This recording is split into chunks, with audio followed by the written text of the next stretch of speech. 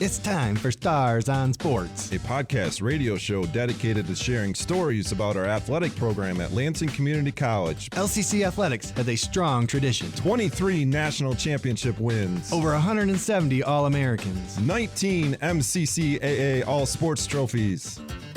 Stars on Sports will introduce you to individuals that have contributed to our program's success and give you the backstory on what it takes to develop it. We'll also dive into and break down the topics and issues facing athletic departments across the nation and right here at LCC. This is Stars on Sports.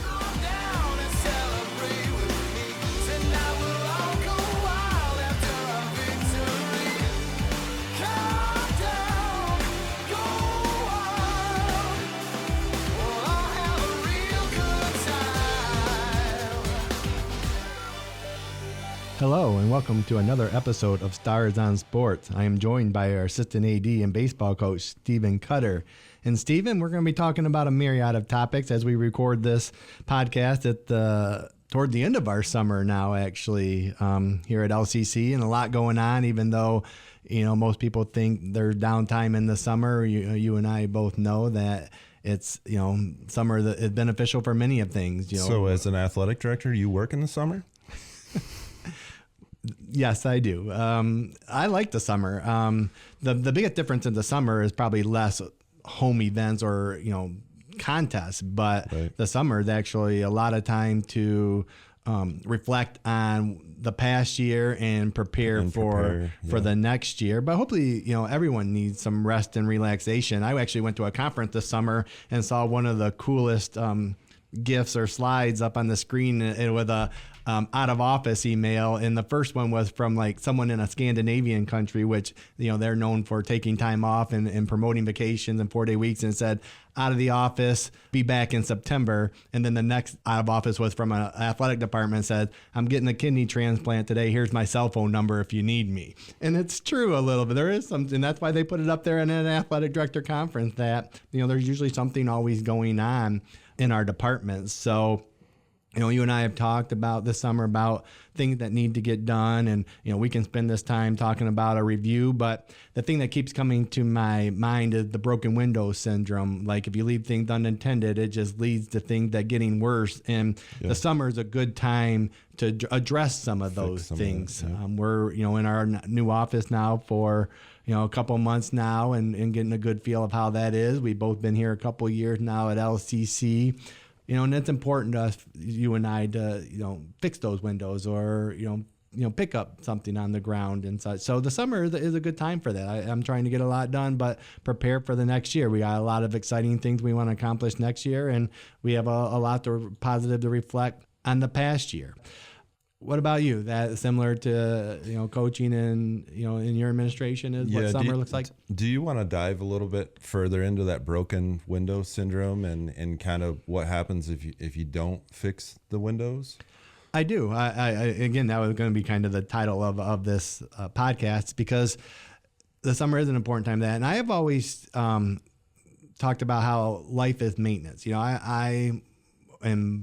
I have a mortgage, so I don't own my house, but I'm trying to buy my house, and you own it. It's constant maintenance. Something, you got to fix something, or you can let it go, and it's up to you. And we see neighbors that do that, and you get mad at them, or you can be that person that takes care and make things look good. And there's short-term problems and long-term problems. Then if you let something go short-term, it becomes a long-term problem, and that's true in your marriage. That's true. In your job, that's true in other relationships, it's true with your teams. If you let a bad apple continue to fester, it becomes more than one bad apple. And that's, similar to a bushel of apples. So, and I'm happy at LCC, we have some good resources that allow us to handle some of the problems. Lee, Jason, Doug, and our maintenance department have been good. Yes. Tim, the head of maintenance or facilities, have been good to us and making sure to take care of things. But the city of Lansing, which you work closely with in dealing with facilities there. But even in our day-to-day jobs, your emails get list getting way too long. I'd love to solve that one. One of my personal things is I'm going through all my Gmail in the last 2 weeks and unsubscribing to all these emails that I don't need anymore, that I thought I'd get or that I thought I'd read. And it's refreshing. I'm probably down half the number of emails. And I use my Gmail for personal use, but now I don't have as many a day to go through, and I can get through them quicker when I get home and go through. A lot of times those emails are actually good emails if you open them and read them, if they're growth, mindset type of emails, or trying to help you, be more productive or whatever they are. But they also take time to read those. And then once you take that time, that takes away from time of something else that you should be doing.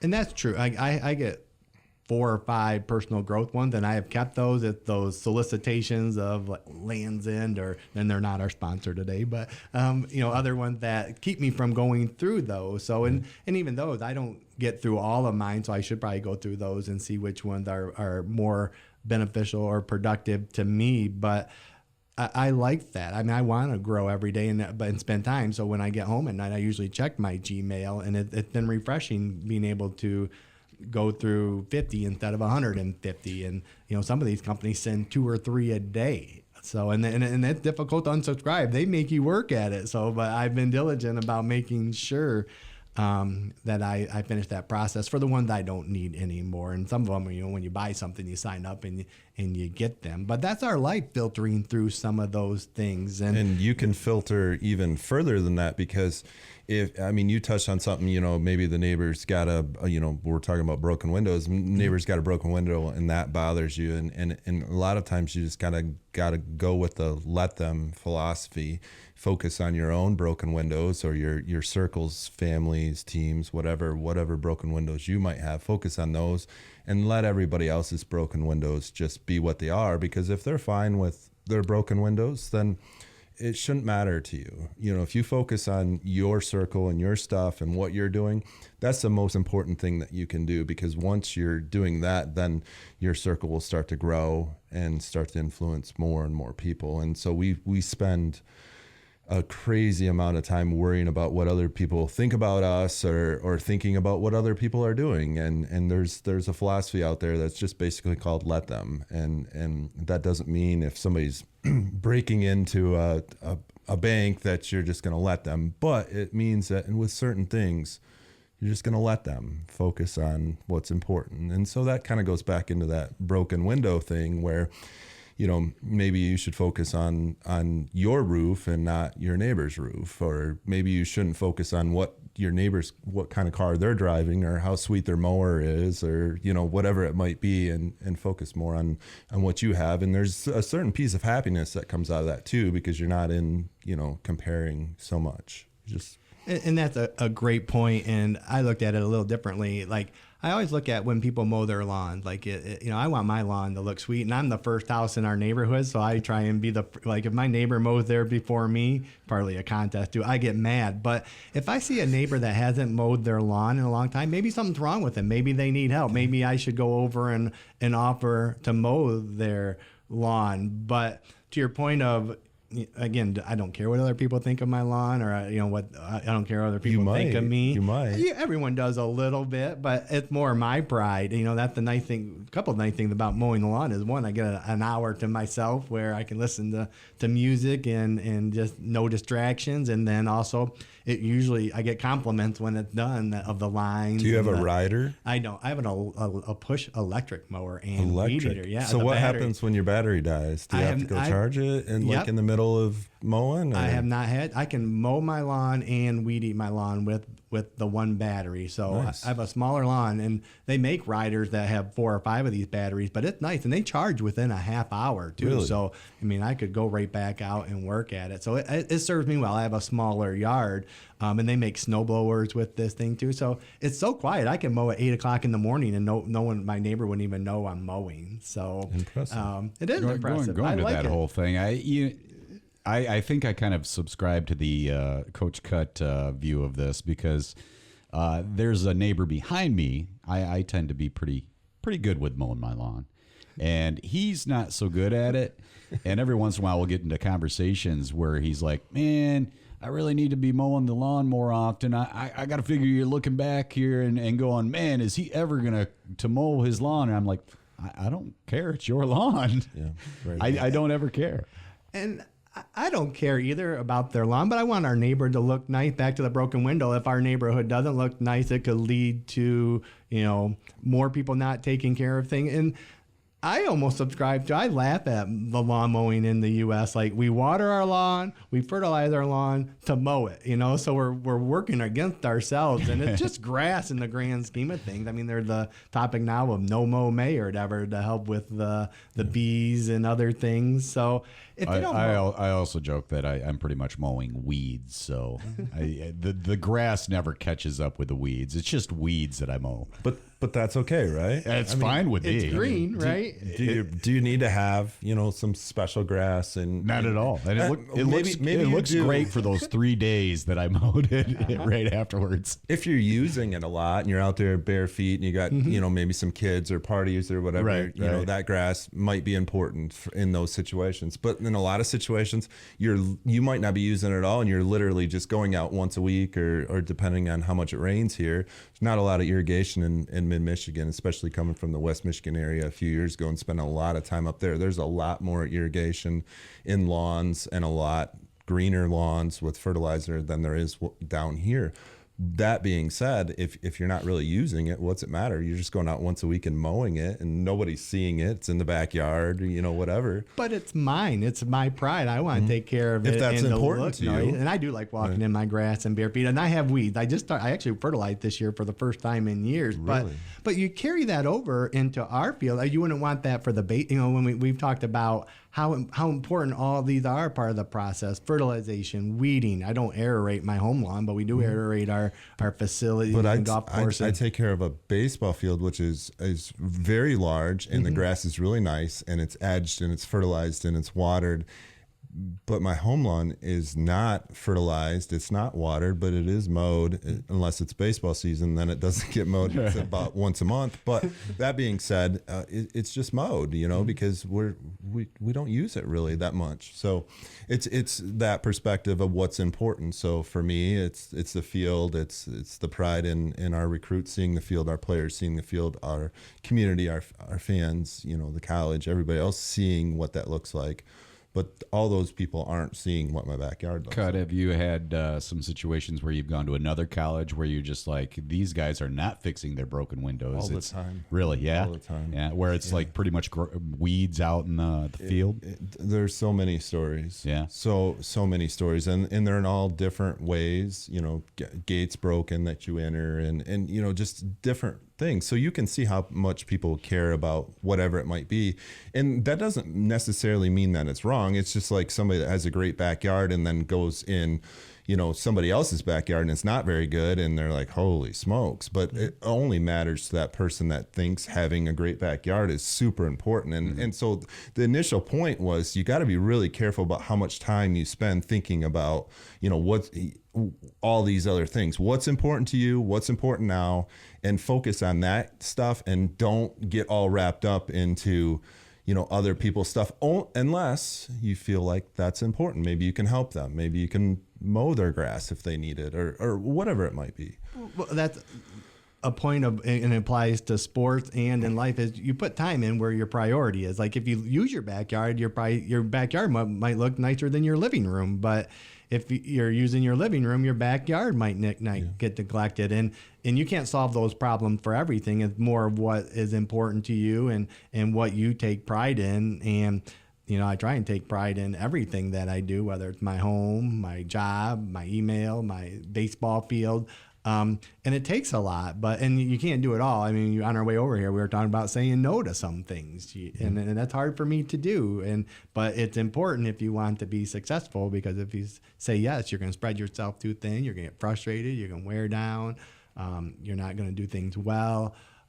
So it is, again, we're using the yard example as analogy or summary of things that apply to our jobs and in our sports teams. And my neighbor has a watering system, so his is green and fertilized and no weeds. But I still will work hard to make without that resource. And we talked about the different resources you need to be successful, and there's different ones for grass, there's different ones for gates, there's different ones for email, there's different ones for scheduling games, basketball teams, yep. Softball people, teams, dealing with people. The whole 9 yards. Yeah.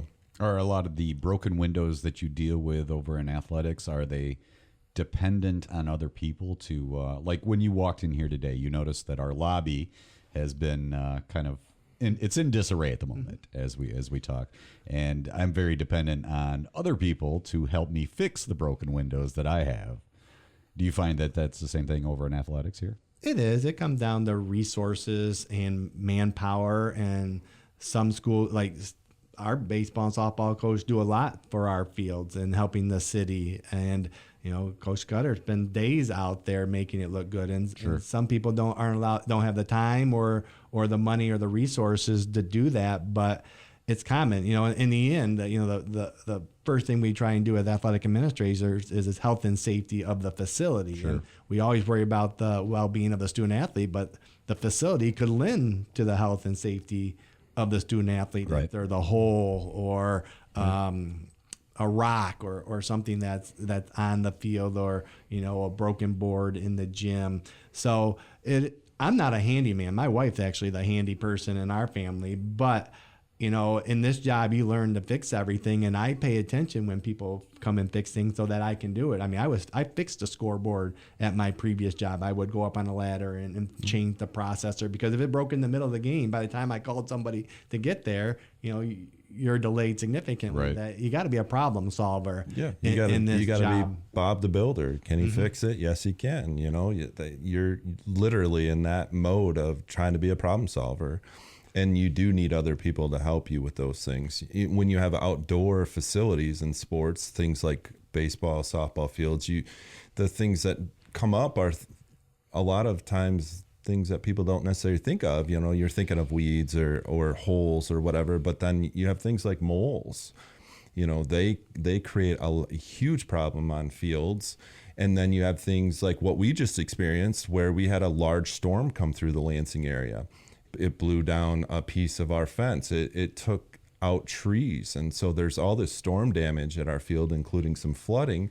And what do you have to do? You have to rely on some other people to cut up trees. You have to rely on some other people to fix fences. And then you have to rely on yourself or your team to be able to clean up the rest of the stuff and fix those things. And so a lot of times there are a ton of broken windows, and you just have to have a little bit of help and some good people around you to be able to solve a lot of those issues and fix those panes of glass. And that's the same indoors. And like in our basketball facility, we had a leak in the roof that, warped the floor, or if the power goes out or the scoreboard's not working. And those are electrical things that I don't have a back that an electrician we would rely on to take care of if a basket broke. But where you started was what happens when you don't take care of that floor when it's warped, and what happens when you don't take care of the fence or the trees that are down. And that's what kind of ends up making things worse along the way. We just experienced something with the softball field. We had a pergola or something up on the top of I forget what it was actually called, but because it was not fastened properly a long time ago, the storm that I was just talking about blew that off and it smashed to the ground. Well, once they started looking at it more, they realized the whole entire roof was rotted because of flashing not being put up around it when it was put up 20 years ago. And so that broken pane never got fixed, and then 15 or 20 years later, it causes a lot more damage. And that's the same thing with a warped floor, or a broken gate, or something else. Or a bad apple on a team. Yeah, or an issue at your house that you don't take care of, or an issue with your family, or with your boss, or whatever it might be. And it's the same. These are all metaphors, but it's extremely, extremely a large part of what success looks like, and then also what failure looks like. And in failure in life or in sports, a lot of times it's not one big thing that happens, especially in a sport like baseball or softball, or these sports that take an hour to complete the competition. It's usually a lot of little things that lead to what happens. It's usually not one big thing. And that's true with a broken window. If it's broken, it could lead to water damage. It could lead to air damage. It could lead to a cut or something. So it is a metaphor for life, and even in sports. And sometimes, managing time is one of the, talk about having special, having someone that can fix a window or, the time to do it. But if you don't take care of it now, it could lead to even bigger problems, which we're realizing at our softball facility with the roof. And the same with people or our daily tasks that we need to get done every day. If we don't take care of those little things, that they can become big things. So. Good. I think we should go fix some broken windows. I guess. I don't. You got me actually thinking I need to fix my broken window at my house. So let's do it. This podcast might be more self-improvement in sports because I'm a better parker now. Now we might be fixing windows. Your Gmail's all in order. So hey, we might have to change the theme of this. But again, what a great conversation regarding how a broken window impacts our lives on the field and off the field, which is, again, what we believe educational athletics is all about. 100%. Thanks, everyone, for joining us. Hopefully you take something away from this. And until next time, go Stars. Stars on Sports is recorded live at the WLNZ studios. Engineering and production assistance are provided by Didalian Lowry. You can listen to this episode and other episodes of Stars on Sports on demand at lccconnect.org. To find more information about our athletic program, visit lccstars.com. Thanks for listening. Go Stars!